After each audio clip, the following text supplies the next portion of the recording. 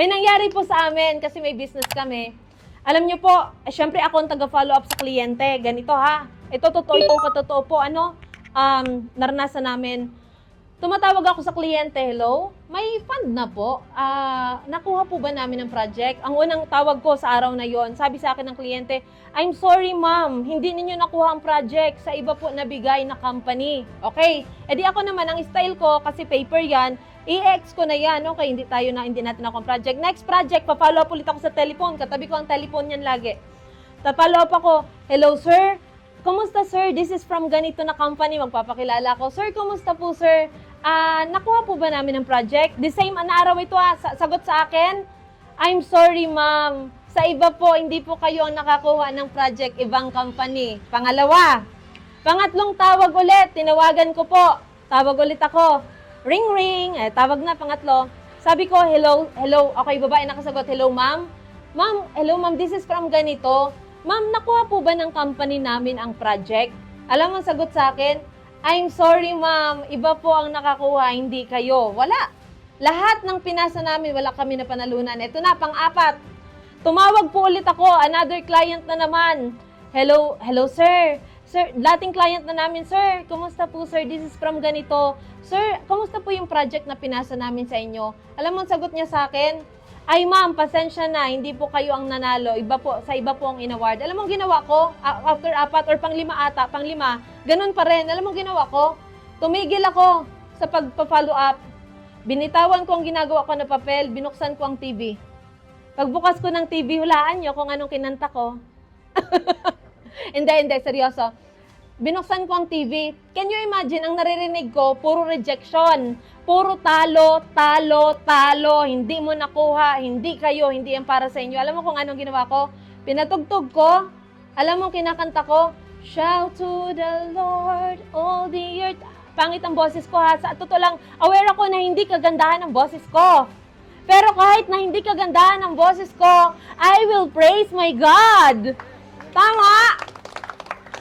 Kahit nga, sa totoo lang, even sa pagsayaw, wala rin akong talent sa pagsayaw, pero I am trying hard, Lord. I will praise you because you are good. Tapuhan nyo, hindi ko kailangan ng talent. Ang kailangan ng Panginoon, puso. Tama?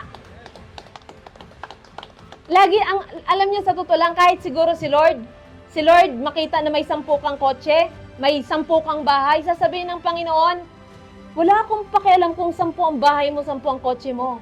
Ang pakialam ko yung karakter at ang puso mo. God is always after what's inside our heart, ang nasa puso. Kaya ako ang prayer ko, Lord, pag magyayabang pa lang ako, Lord, disiplinahin mo po ako. Yun ang isa yun sa prayer ko, disiplinahin mo ako, Lord, magyayabang ka pa lang, Lord. Ako, Lord, magyayabang pa lang, disiplinahin mo po ako. Sino tayo para magyabang? Lahat galing sa Panginoon. Every time na ang tao sasabihin, oy, ang galing, sabihin mo, Lord, kasi mabuti ang Diyos. Tama? Lahat ng papuri sa Diyos. Tama? Okay, balik tayo doon sa testimony. So yun na. Ang ginawa ko, imagine yung rejection, hindi ko inantay na manalo muna kami. Hindi ko inantay na, ay, kayo po, sa inyo po ang project, kayo po ang nanalo. Take note, ang narinig ko, puro talo kami. Tama? Amen? Puro talo ang narinig ko. Pagbukas ko ng TV, kinakanta ko po yun. Ewan ko kung nabingi si May sa akin. So, kinakanta ko, shout to the Lord. At mas lalo ko pang linalakasan. Wala na akong pakialam. Total, ano naman namin yun? Space naman namin yun. Oh, dear, galing yun sa puso ko ha. I worship and I worship and I worship God. Ano yun? Shout to the Lord, all the earth, let us sing. Power and majesty, praise to the King. Can you imagine sinasabi ko? Alam mo, sa kabila ng ganun, ang dinideklara ko, ganito. Tingnan nyo ha. Power and majesty, praise. Tama ba? To the King. Dinidiinan ko siya. Naniniwala ko, Lord, na Lord, kahit ang narinig ko puro talo, pero today, Father God, you can make a miracle. Alam niyo kung ano nangyari? Guess what? After ko, hindi pa tapos, kasi inuulit-ulit ko yung kantang yun, hindi ako tumitigil. Kakantahin ko yan. Pupurihin ko ang Diyos. Wala akong pakialam sa sasabihin, buti na lang sarili naming lugar, no? Hindi naman ako nag-iskandalo po, kasi lugar namin yun. Wag naman na dyan ako makita ninyo, baka mamaya ipa-check up nyo na ako. Na dyan ako nag-ano. So, sarili namin lugar, open na open. Pero alam nyo, the more na mini-worship nyo si Lord, willing kayo, baka sabihin ni Lord sa atin, no, ay grabe itong anak ko mag-worship, bibigyan ko ito ng napakagandang bahay na kung saan doon lalo siya mag-worship. Why? You're worshiping God. So yun na, hindi ako matigil, hindi ako magpaawat. Alam nyo, ulit-ulit ko yung kantang yon. After ko, hindi pa tapos ha, nagre-ring ang cellphone ko. Alam mo yung isang client namin na nagsabi na, hindi kami panalo? Alam mo, sabi niya sa akin, biglang tumawag, edi sinagot ko na kasi nakailang ulit na ako ng kantay, tapos pinuri ko ng Diyos. Alam mo, sabi niya sa akin, Ma'am, pakicheck po ng email ninyo, may sinend po ako. Alam niyo po, na-receive ko sa email, mga project sa amin in-award.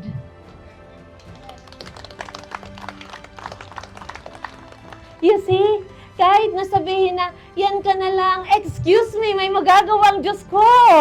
Tama! Huwag niyong kakalimutan ang identity ninyo sa Diyos. Okay po ba? Whatever na mangyari, lagi kayo mag-declare. Kahit minsan, halimbawa kayong mag-asawa, hindi okay ang sitwasyon. Halimbawa, walang kita, na-delay ang sweldo, hindi natanggap sa trabaho.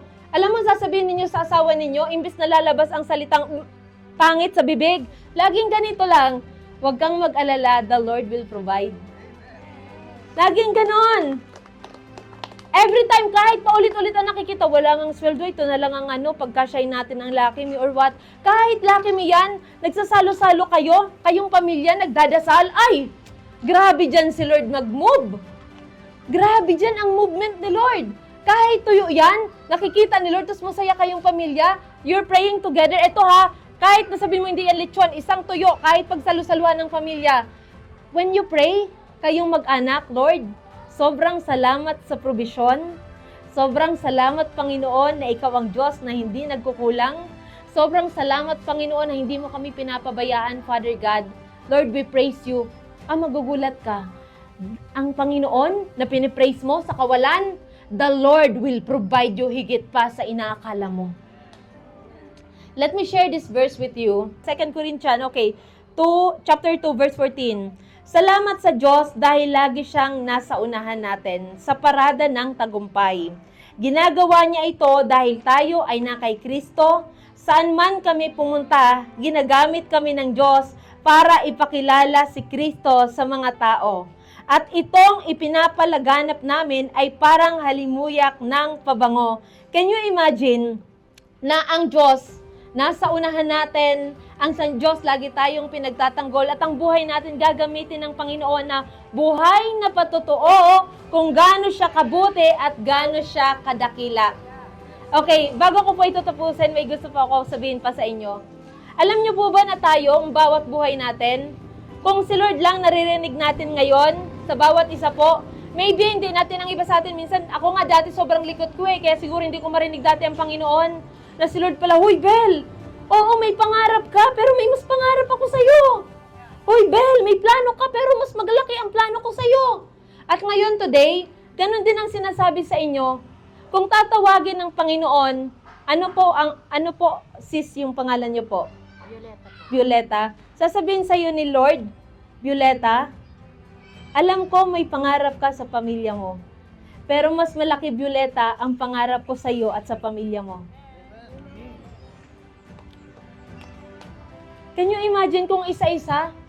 Hindi, tonight, ngayong gabi, pag nagdasal kayo sa Panginoon, isulat ninyo kahit di nyo isulat, o sabihin nyo lang, Lord, lahat ng nasa puso ninyo, Lord, alam ko, Lord, maganda ang plano mo. Lord, ito, Lord, ang gusto ko mangyari sa pamilya ko. Alam nyo, naalala ko po dati, may hinanakit ako dati sa sister ko. Kaming dalawa, may problema kami ng sister ko. Emotionally, kaming dalawa, parang may hidwaan. Dati po, matagal na panahon.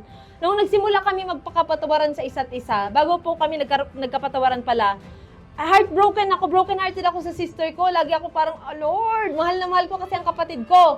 Alam mo, sabi sa akin ng Panginoon, Bel, kung mahal mo ang kapatid mo, mas mahal ko yan kesa sa mahal mo. Let me tell you, pwedeng may linalapit kayo sa Panginoon na, Lord, eto Lord ang gusto ko sa pamilya ko, Lord, nangangarap ako para sa ganito sa pamilya ko, sa anak ko, sa apo ko.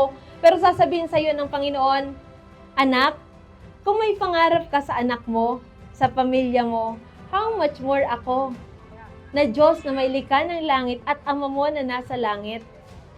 Kung may plano ka sa kanila, how much more ang plano ng Panginoon sa inyo. Alam niyo po ba si Lord pa nagplano, hindi yan putyo-putyo.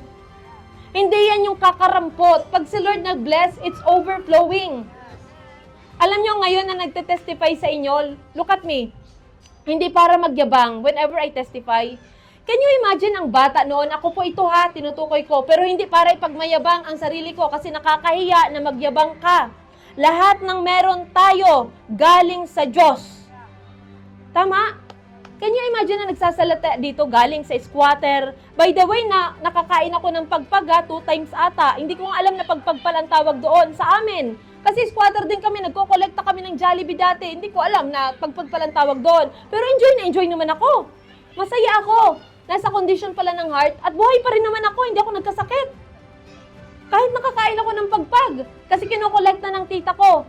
Tapos noon po, lagi kami napuputulan ng kuryente. Kaya yung suray ko doon sa amin, kilalang-kilala na ang mukha ko.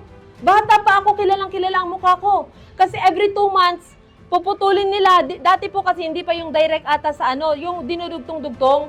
Alam niyo po, sabi sa akin ng suray ko, ma'am, ang ano ninyo, what do you call this? Ang wire ninyo, paiksi ng paiksi na. Kasi putol, kabit. Putol, kabit. Putol, kabit. Ilang beses kami maputulan sa isang taon. At kung may sardinas noon, kung may, afritada man lang, ang ano ko noon, ang piyesta sa akin noon, kung ang dilata na kakainin ko, yung afritada, hindi sardinas. Pag sardinas natin, regular day ko yan. Afritada, sobrang saya ko na. Pero look what the Lord has done. Sa batang yun. Ako po yun. Dati walang pamasahe papuntang school. Ngayon, pinapadrive ni Lord ng Montero. Dati pangarap ko lang pumunta ng Quiapo, Divisoria. Tapos pinapatravel ni Lord, balik-balikan pa ang iba't ibang bansa. I mean, gaano kadakila at kalaki ang plano ng Diyos sa bawat isa sa atin. Kaya ako siya sinishare sa inyo. Huwag niyong sabihin nasa sementeryo pala ako. Sasabihin ng Panginoon, I don't care kahit nasa libingan ka pa. Kaya kita dyan abutin para pagpalain ka. Amen po ba? Hindi pwedeng limitahan ang Diyos. Wala sa sementeryo, kahit nasa kuweba ka, nasa ilalim ng dagat ka pa, hindi maiksi ang kamay ng Diyos para pagpalain ka. Okay po ba? So, let us continue kayo po dito. Naway marami pa kayo na pagdating ng panahon, mga kapitbahay ninyo, taga rito, maglalapit sa inyo, tatanong, anong nangyari sa iyo, sis? Bakit? Nakikita nila minsan, bakit nagsimula sa hirap, why? Gusto kasi ni Lord mag-display ng kanyang miracle through you. Magtatanong ang tao, magwa-wonder, ano nangyari sa'yo? Sana pag nangyari yun, pag pinagpala na tayo ng Panginoon, laging bukang bibig, hindi ganito, ay kasi magaling, wag ganon. Laging bukang bibig ganito, kasi mabuti ang Diyos. Kasi tapat ang Diyos. And to end this, patapos na po ako, may friend po ako na sobrang irritable sa akin. Every time dati na taga-Tondo po siya. Alam niyo ang kwento niya dati? Grabe ang hatred niya sa father niya. Binugaw siya ng tatay niya. Nakulong siya dahil sa tatay niya. Ginawa siyang drug courier. Dinidikitan ng mga drugs ang katawan niya, ng tatay niya. Para kasi minor siya eh. Every time, kasi friend ko siya, nung naging magkatrabaho kami, tatanungin niya ako lagi about sa business, about sa buhay ko. Ang lagi kong sagot sa kanya, si Lord. Lord, Lord, Lord, Lord, Lord. Naiirita na pala siya sa akin. Bakit every time na tinatanong kita, wala kang isang bukang bibig si Lord, si Jesus, si Jesus? Bakit ganun, Bel? Guess what? Yung friend ko yun na yun, at take note sa isang oras, yung word, ang pagmumura nun, kinakain. Almusal, tanghalian, umaga. Grabe magmura. Pero glory to God, siya ngayon, pag tinanong mo, wala siyang bukang bibig, kundi si Lord. At alam niyo kung anong miracle na ginawa sa kanya ng Panginoon, yung friend ko na yon. In 1 year, simula nung tinanggap niya si Kristo, at lalo na ito, simula nung nakapagpatawad siya sa mga taong nanakit sa kanya, in just 1 year, sana marinig yung testimony niya, pinabahayan sila ng Panginoon, Pinakasal sila, 17 years, hindi sila kasal, pinakasal, garden wedding. Binigyan sila ng sasakyan, binigyan sila ng negosyo ng Panginoon sa loob ng 1 taon. Kaya ang Diyos natin buhay. Ang laki ng plano sa inyo ng Panginoon. So yun po, palapakan po ulit natin ang Panginoon. Thank you and God bless. Happy anniversary.